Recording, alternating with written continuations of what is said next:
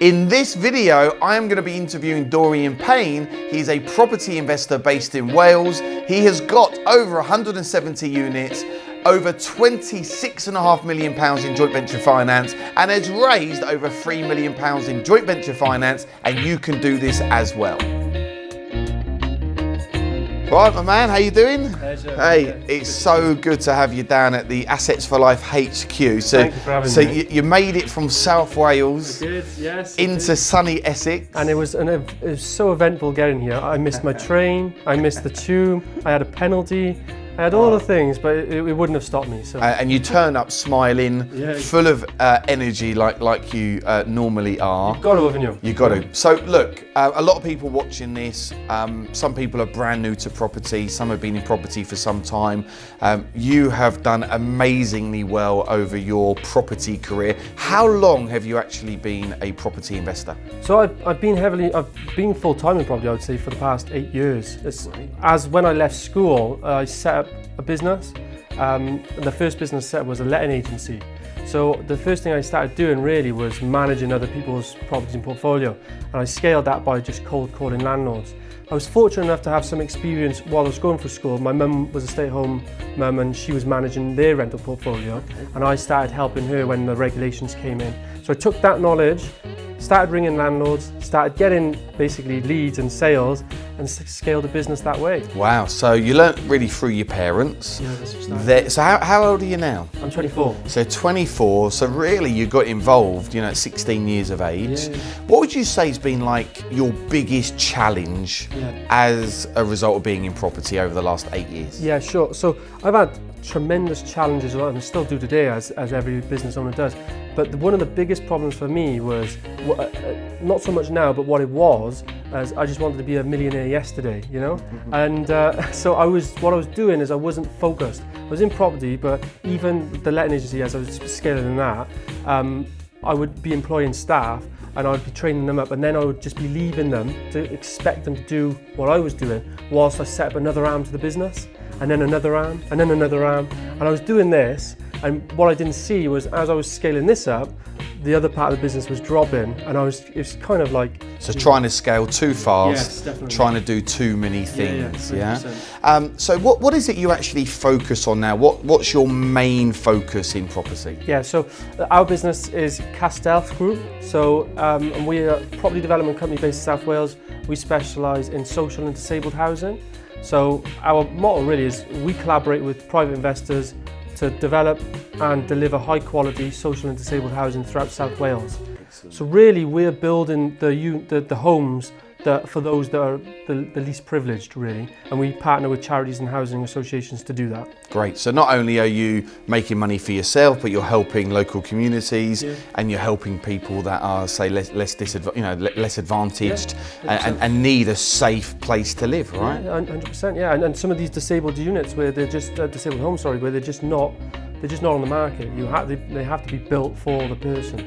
So your whole model then is to use joint venture finance, so go and find investors? Yeah, so our whole model has been raised on joint venture finance, and when you have this idea originally, and when you need basically that person to work with you that has the funds, that says, I can see this working, I'll put the funds and we'll both share the risk and reward, hence a joint venture. So that's how it started, and the model's slightly changing now. So there will be people watching this video that are very skeptical, and they might be thinking there's no way you can build a property business using joint venture finance. What would you say to people that have never experienced raising joint venture finance, or who are skeptical regarding this? Yeah. Well, if you say that, I'll just give you one key quote. I'm a big fan of self-development, and Henry Ford said, if you think you can or you think you can't, you're right. So what I'd say to that is that if you say you can't do it, then you're right. Because that energy and that attitude will permit, no one's going to lend you money if you say that. So where do you find your investors? So basically, how I found my investors was going out, meeting people, and I never really asked for money. So how I've ended up working with people, and it's joint venture investors, is by just going out there, private networking events, and asking people questions and waiting for the questions to come back to me. The more I've asked them questions, the more they'll open up, and I can kind of gauge where they are in their property journey. If there's someone with money that wants to get in property but doesn't want to do the work, those people 100% do exist, and they are your perfect joint venture partners. And then what happens is, after I've asked them all the questions and really got to know them, it's reciprocal that they ask me questions. And then when I've been telling them what I do, never once do I say I ask for I need money. What I normally end up saying is I work with other investors. And if they're the type of person that have money and they like my model and they feel that they like me, normally they'll start asking questions that turn into an investment conversation. Yes, you have to build a rapport with the investor. 100%. Like you say, get yourself networking, Yep. ask the right questions, go for coffees, Yeah. talk about your model, Yeah. talk about how you can create a win-win, because there is a serious amount of cash out there waiting to be deployed. People are sitting on cash, they don't know what to do with it, they want to deploy it with great professionals like you and I, they want to get a good return on their money, because money in the bank is ultimately going down in value, Loses inflation. loses because of inflation. I think the average ISA in the UK, I'm not a financial advisor, is like 1.02%. People's pensions aren't working, and people need another solution, don't they? Do you know what? Sorry, I had to say. I was in the building society. My brother was drawing money, and I was with him because he just bought a house. And the guy next to me, this is true. This is only a few days ago. He was at the counter with his savings book, and he was saying, "I've got my savings here, and they're currently achieving, I don't know what it was, 1.09. I've had a letter through saying this account is 1.29. Can I swap to that?" And I just felt like turning around and saying to him, "Do you know how much inflation is?" Yeah. There's no But- point in being in either of those. No, it's not. But people, they feel that their money in the bank is safe. Because they can see it. They can see it, when actually, once they get to know you as a developer, me and Jay now, we've raised close to £6 million in joint venture finance. Our whole model again is using other people's money, create a win-win. So how do you like to borrow the money from the investor? Because you've raised £3 million. Do you do it on loans? Are they coming in on the deal? How do you structure those deals? Yeah, sure. So our preferred model now is loan based, and I'll tell you why as we go through. But when I was starting out and at the early stages, the benefits of working with joint venture investors is not that you can just borrow their money and use it, but they're also in with you on the risk as well. Most of the time they'll be there when you have to sign PGs to the bank as well. So they're not just putting money in, they could be bringing expertise and money and PGs. There's a lot to it. So how we normally do it, or used to, is we would have that conversation with the investor. We would show them the deal. If once we got through our process of knowing that we were going to work together, we would find the deal, we would show it to them, show them all the figures. We're completely transparent. We show them even where the risks are, and then next to it though, how they're being mitigated. Because let's face it, property development, there are risks. There are, 100%. But it's not just saying there's risks, so let's not do it. There's risks in anything. There's even a risk if you don't do anything. So the key is really to highlight the risks and put mitigation processes in place. So the investor knows, okay, if this happens, this is what's going to happen, and this is the probable return. This is the solution. Once you can do that, they start feeling a lot more confident with you. Because really, it's all about forecasting, thinking ahead. What can happen? What will we do? Does it still work? And if you've gone through all that and the deal still works, it's probably a good deal. So then we show all that to the investor, they get on board with it, and we've worked already. We normally get indicative terms from our debt finance lenders, indicative, and then that works out how much the equity is. So during our preliminary questions with the investors, we normally work out how much they have. So we'll match the deal, say, right, it needs this much of equity. They'll come back and say, yes, I can do that. We open an SPV company. We go to a solicitor and we get shareholders agreement, joint venture contract drawn up. Everyone knows their roles, responsibilities. And that's really important, isn't it? To make sure everyone's protected. I see so many people in the marketplace where they borrow money or they do a JV, it's done on a handshake, and then something happens 6, 9, 12 months down the line, and then it's like, well, hang on, I thought you said this, or she said that, or no, I didn't see it that way, and then all of a sudden the JV falls apart. But if you've got heads of terms, shareholder agreements, loan agreements, whatever agreement you need to structure that deal at the beginning, and it's very clear who does what, the roles and responsibilities, you just always go back to the paperwork. Yeah, I mean, and it's so what you've just said there about heads of terms as well. If you can create a process of how you work with investors and make it professional, it starts with your preliminary questions, but you sort of memorize them so it feels normal. Then it goes to heads of terms. Everyone does their due diligence. Then it moves to contracts, like you've said. It's not only professional, but it prevents people eventually saying, "Oh, that wasn't said." Because let's remember, property is a long game. The things take months. You could even have an offer accepted, but it takes 6 months to actually complete. Now, anything can happen in 6 months, let alone then the build program, which is probably another 12, 14, 16, 18 months thereafter, depending on what strategy you're doing. So, or in any of those months, anything can happen. Now, I've got a great analogy someone said to me before. It was about the contracts. Is you have all the contract signs, you just put it in the bottom drawer, and you hope it stays there. You only pull it out when things go wrong. If everything goes well, everyone's always happy. But it's when it turns, if it turns, those contracts will save you. Yeah. And they'll save the relationship. Yes. They'll save the deal. And I promise you, I've made the mistakes of not doing that, and I lost money because of that. I lost 8,000, and it was my fault. I told myself I'd never do it again. No handshakes, they don't exist. But then I kid you not, I'm doing another deal now. It's still going ahead. Fantastic deal. We'll maybe talk about later, and that's through a joint venture. In fact, that's a joint venture with the landowner, unencumbered land. So effectively saying, we're using that as the collateral. We did a deal, signed heads of terms as well. And then we progressed to full contract. Everything was signed, and it was all legally complete. This was after completion, 2 days after completion. He rang me up and said, "Oh, I don't think the base land value is correct." I said, "Excuse me?" And he said, "Yeah, I would have never sold it for that much." I said, "But you have." Yeah. I own it. It's complete. And he said, "Oh no." And anyway, I met him, showed him the contract he signed. And then he said, "Oh, sorry, you're right." You're right, yeah. But that's how easy. Yeah. But hopefully that was not malicious from him. Yeah. But what happened was, because as property developers, you need to hold some information back too. You want to help them and make it a win-win. But always remember, you can easily make it a lose-win just by saying too much. Yeah. And in this particular example, that was the case. Once we complete, I revealed more information. Bear in mind, this was a JV, base land value, share of profit, which actually increased the GDV massively.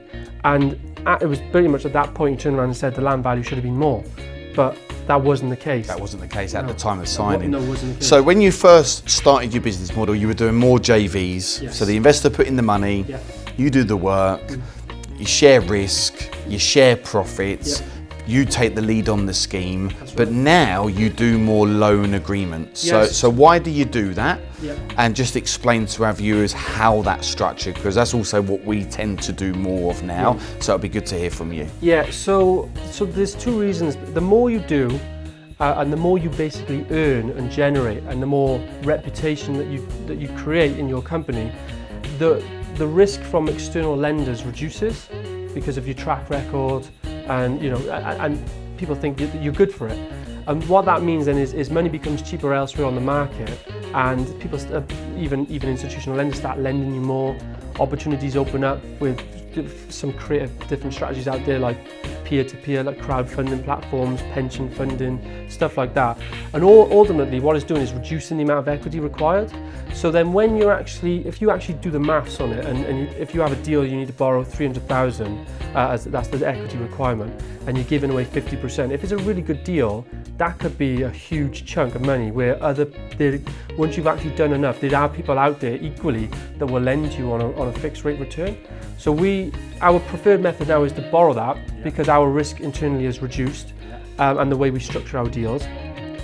And the other reason why as well is because I'm a big fan of the saying, start with the end in mind. So, you get into property development, but why? Is it just because you want to make 100,000, or are you trying to build a development company here? From our point of view, when I first started out, I wanted to be a millionaire yesterday. That was causing me a lot of problems because I was making the wrong decisions. So I stopped that. I'm not really in it for the money anymore. What I'm doing is building a business with my sole intention of getting that to the position where it could either float or be acquired by a much larger company. Right. Because of that, then you need to reverse engineer and say, right, what does my company need to look like for it to be in a position where it could either float or sell? And really, having all of these different SPVs, JVs and stuff, it's not the model that attracts big investors and buyers. It's more, so I've had to change it because of that. It's there, I'm now structuring my business in a way where I could float it or sell it. So and that's how I'm doing it. And that's why you're doing that. That's yeah, it. yeah. And it's easier actually for the investor. They're getting their fixed rate return. They're not in on the company. So no PGs they have to give. You're giving the PG on the development funding. So you are based in South Wales. Yeah. You are predominantly all new build. You're a new build developer. Yeah. Talk us through your journey as a new build developer. Like what did your first deal look like as a new build developer? You know, how many deals are you doing now? Yeah. Hey, just give us a bit of your journey. Sure. So probably like most of you out there, I've gone through, or as some of you will be going through, I've gone through most of the strategies out there. So started, like you said, with the business, and then I started doing my own buy-to-let. That was a buy, refurbish, refinance, and then a flip. Started doing multiple flips, moved on to conversions. So I did the progressive route, albeit at an earlier age. So I'm where I am now. But I was just so ambitious that I wanted to do more. And then that's what we did. We just jumped straight into new build, and the first new build deal we did was a GDV of $1 million. So kind of just how many units was that? 10. So 10 units, £100,000 a house. Pretty much, yeah. Well, apartments. Apartments. Yeah. Okay, £100,000 an apartment. That's Excellent. right. Yeah. So we just jumped straight into that really because the reason why is this: once you understand what you're good at and what you're not good at, you can put the right people in place to help you. That's great. However, those people come at a cost. So as I was doing the deals, I kind of understood what I was good and what I wasn't good at. And now development, I say, split into 3 key categories of business. There's your finance, so the equity and debt. There's what I call as the commercial side, which is find the deal, appraising, securing, finding the clients if you're forward selling it, taking it through planning, doing the pre-build or the initial, getting it ready with a shovel and go in the ground basically. And then there's your actual development, the build, the construction side, which is taking a site from when it's ready to be built to when it's completed on time, in budget, fantastic quality. Now, I realised that I was good at the first 2, terrible at the third. And because I'm so fast that I can easily miss key details on the construction side. It's just not for me, I'm just too fast. It has a process. You need to be thinking about the day in construction, as well as having everyone tied up. You do that with a program in advance. But I'm thinking years in advance. So it's not good to be on site like that. So I knew I needed to have someone that could take that off me, because if I scaled the business with just me doing that, it would have failed ultimately. And I only knew that after going through my own and having those difficulties, having deals that went over time, over budget. And I think that's really important. People think that they need to be good at everything in property or business to do. Well, you don't. No. Like I'm the same. I'm no good with construction. I'm no good with dealing with the builders. Attention to detail. Forget it. Hey, but building the business, the vision, the strategy, the raising money, the motivation. Hey, I'm there all day long negotiating. So I've got my business partner Jay, and he picks up where I can't. And that's amazing. And those people, they don't have your skills. That's why they're either project managers or builders, and that's where they will always be, because they don't have the skill set, which is really valuable, to say, hey, we could build a huge company here, and this is how we're going to do it, which is pretty much what me and you can do. And you just team up with those people that can deliver on the quality, and you'll get it. So I met you about what, 3.5 years ago? Yeah. About that. So you was already in property for 4, 5 years at that point. Why did you end up coming to one of my events you met me? That's right. Yeah. So you came to one of the events, and then I spent some time mentoring you. Hey, why did you need help and support 4 or 5 years into your journey? Yeah. So it's funny. At that stage, I was just transitioning into new build actually. So I was starting the process of how I was going to do that. So just a bit of a rewind then. The first few years in property, it was kind of just me, my business, and my family, their business, and it was just kind of our own bubble. And I didn't realise there was a whole world out there of other property professionals, entrepreneurs, whatever you want to call them. I didn't realise there was someone else that you could pick up the phone and have a conversation with and say, hey, how do I do this, or kind of thing, or I'm doing this. So I don't know what happened, but you must be a mind reader. I seen one of your ads on Facebook, I think. Yeah. So what are they called? Pixels? Pixel, probably following you around, mate. Probably following me around. So I'm sure it was that. So I clicked on. I thought, oh, this looks really good. So I clicked on, attended. And I'm a huge fan of self-development and of education. I really am, and I still to this day, I'm always, if you're not learning, you're going backwards, and you really are. And I'm also a fan of, people talk about leverage. You don't just leverage money, and you don't just leverage time, you also leverage knowledge and experience. Yeah. I mean, if someone's spent 10 years doing something, you can extract the bulk of that in a fraction of the time. You really can. So anyway, I came to your event because I liked the look of it. And that was the one day, and I remember that day, and I remember there was some real good knowledge in there. So I came on to the next stage, which is the boot camp. Yep. And that was really good as well. And this is really important, actually. Looking back now, when I can fast forward to where I am now, if it wasn't actually for attending that event, I would be on a different path. I probably wouldn't be where I am now, because of there was a key person I met in the room that it was just incidental. Like it was in London, and another guy from South Wales was at the event. A good friend of mine, Paul. He's not in property at the moment, but we was conversing. We was looking to do stuff together. It didn't materialise, but Paul he's very good at building relationships, and he introduced me to what is now my sort of development business partner, Darren, that manages and fantastic sees the sites from start to finish. And that's why it's so important, people that are watching now, get around good people. Oh, yes. Go and hang out at events, because you've got nothing to lose actually. Worst case scenario, you get out your hometown, you leave your house for a day or a few days, you hang out with good people. Hey, what's the worst that can happen? You go to the event and you didn't like it.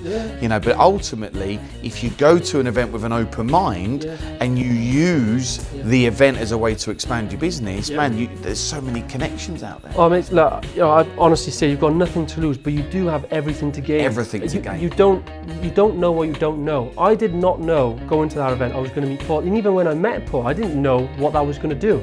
You really don't know what you don't know. And if you're the smartest person in the room, you're in the wrong room. You need to get around people. You need to be open-minded, and it doesn't matter what's going on. You will always pick up information if you're open-minded. If you're closed-minded, it doesn't even matter if Bill Gates is speaking to you. You won't learn anything. So I make it internally one of my, I have some core values, and one of my core values for me personally is I want to be open-minded, all the time, really. And open-minded doesn't mean not decisive.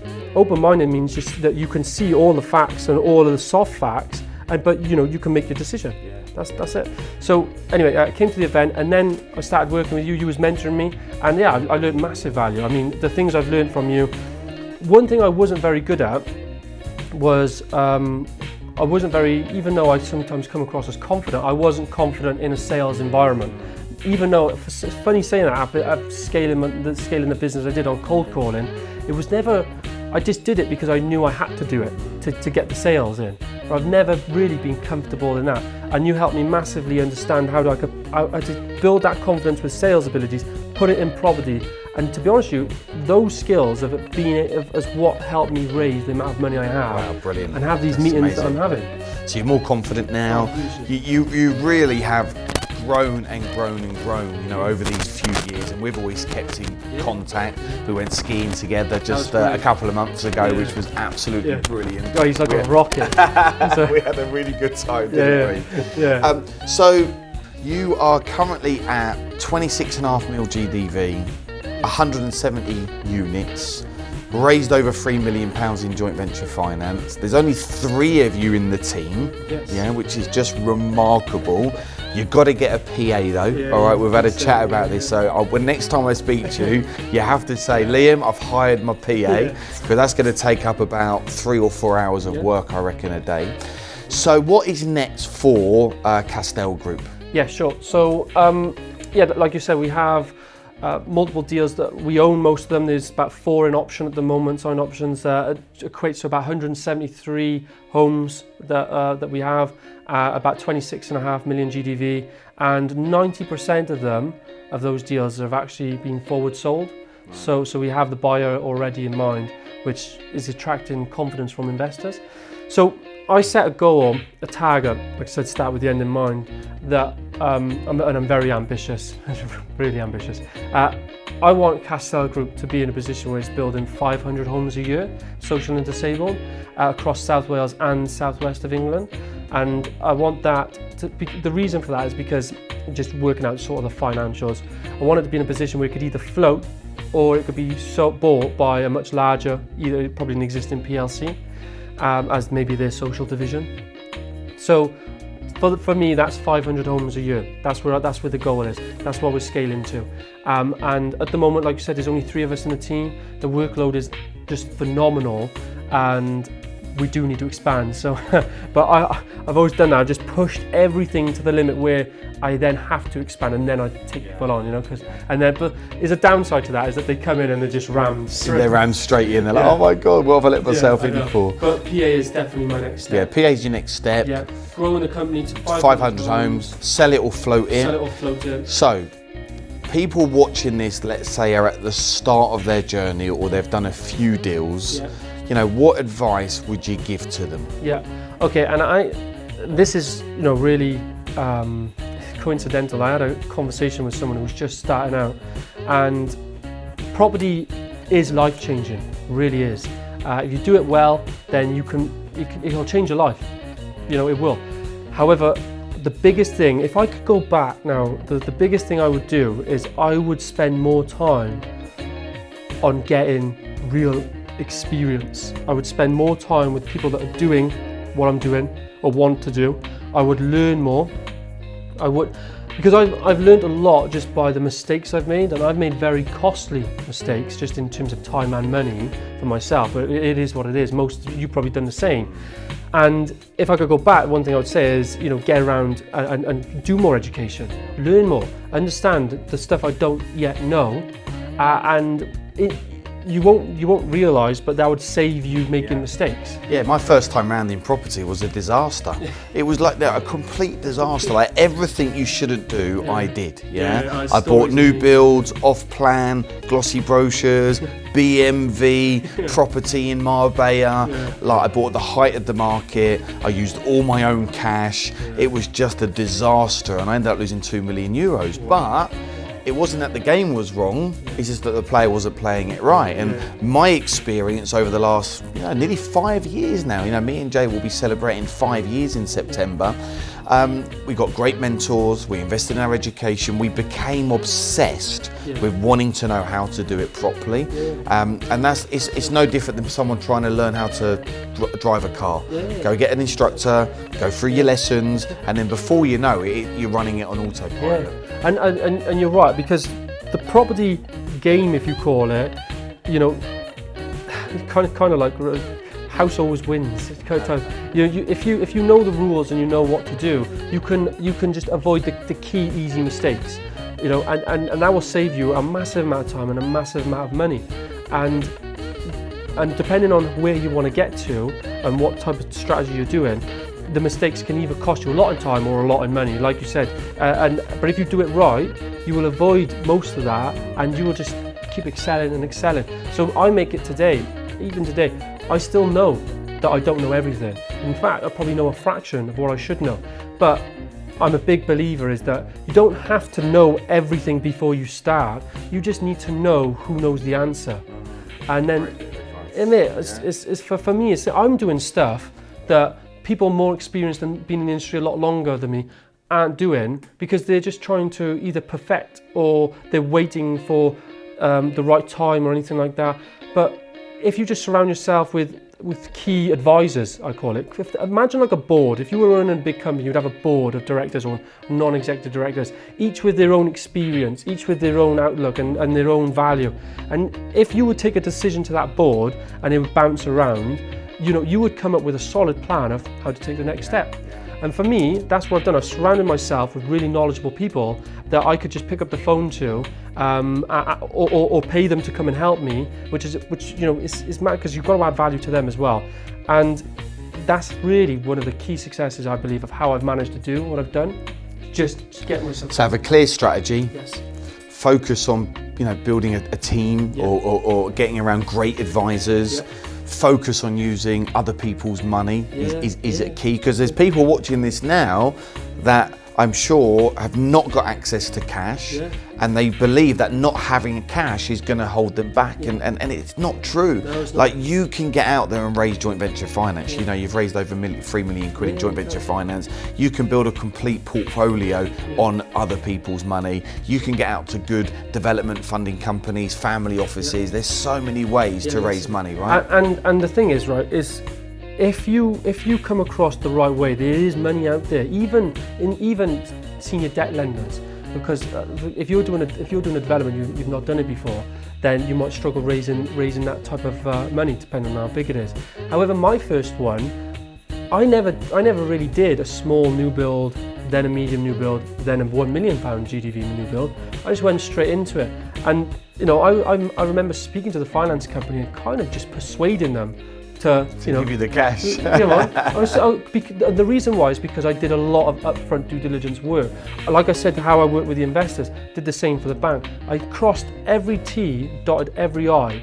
So, and I remember the guy that I was the lending manager I was dealing with said, look, you're a young guy. He said, I'm going to take this to my manager, but I'm going to fight your corner because, I can see that you know what you're doing. So that's what it's about. And then once you get that first investor, that first lender over the line, it gives you a lot more confidence, and then you're really able to scale after that. My first ever joint venture investor was just gave me £5,000. Dave from Basildon, it changed everything for me. 2 weeks later, £250,000, £100,000. We've done our first development in Colchester, 7 flats and 2 houses. 2 million GDV. Hey, now we could actually get funding up to about 20-25 million. We're around about 6 to 9 million GDV of our projects now, and that's big enough for us. We want to get involved with good schemes where we can sell easily, de-risk it all the way along. This is what it's about, and this is where the knowledge and comes in, because you can go out, like Liam has done, you can just go out into property and you can try and do stuff that will make, most of the time you will lose if you do that without thinking about it. But if we spend all our time de-risking as well, turning away more sites. I mean, our percentage of success, even with investors, turning away investors that don't fit you. And so the people that just stand out, like you said, when money comes in, they just want to grab it. But you need to start with criteria. And if you're new in property, you need to go and get that knowledge base first to know what your criteria is, how to find the right deals, how to de-risk them, how to find the investors, how to de-risk that as well, how to structure it correctly. All that will pay a massive part in your success. It really does. And people that think as well that it's not possible, this is one thing I told someone to do. Go and take a walk around shopping centres, go and take a walk around the town. Look at the biggest buildings there. Look at all the estates of new builds being built. Just break it down. Really, it's not rocket science. Exactly. It isn't. I mean, the market is booming actually. I know we've just gone through Brexit. We know where we're at. Actually, I think we're going to see some really good growth over the next 12 months. There's a lot more foreign investment coming into the UK now. As far as I'm concerned, as long as you are de-risking each deal, be it a single let, a rent-to-rent deal, a land development deal, and you are crunching those numbers and you've done your research, there are a serious amount of fantastic deals out there. And now, as far as I'm concerned, you're scaling, we're scaling. This is a great time to be involved with property. I mean, look, there's no great time to start than now. Even if the market was dipping, you should still start now because the amount of time and energy you're going to be putting in, there's opportunities in rising markets, in stagnant markets, and in falling markets. There's never a perfect time. What could be a good time for a rising market is a bad time for the falling one. What's a good time for the falling market is a bad time for the rising one. It doesn't matter. You've got to have the knowledge and skills to be able to adapt, be agile. And when you're doing your due diligence, make sure that if you have a deal that can work and it has those different exit strategies to help you, then really it's just piecing everything else together and just going for it. Nice, man. Hey, it's been absolutely brilliant having you down, man. Like, pleasure. I get a lot of inspiration when I spend time with you. I really do. You know, you're 24. You're doing great things. You're following the system. You're rolling your sleeves up. You know, you're doing great for South Wales and all your local communities. You're a massive inspiration. So, thanks for coming down.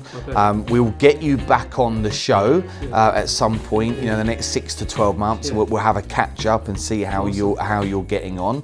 But I think the message really is, if we can do it, anyone can do it. Yeah. Yes, you really can. And tell you what, just while we're finished up here, the more when you start opening your mind to learning and education and listening to, Liam's got a great book as well, by the way. Listen to that, because that goes through your journey. But even like think of the biggest companies where you think it's not possible to build that brand. You know, Phil Knight from Nike, right? He started selling his Nike shoes. He went to Japan and he persuaded them to give him a sample order, thinking he had shops in the US, which he didn't. Started selling his shoes from the boot of his car. James Caan, he rented an office, rented an under the stairs basically closet in Pall Mall, London, and started his recruitment agency to scale that. Nearly every, Richard Branson, he started his first business, one of his first key businesses was in a phone box, selling advertising space in a magazine that didn't exist. You know, then he found his customer first, built the magazine. You know, it's phenomenal. Anyone can do it. You've just got to start, get yourself around the right people. Even all those successful people, when you watch how they've scaled, it's because they put the right people in place with them and lent on people that were experienced and leveraged their knowledge. That's really, and for me, like I said, it was only recently I just had my business ripped apart and put back together, just to find those bits where I needed to change.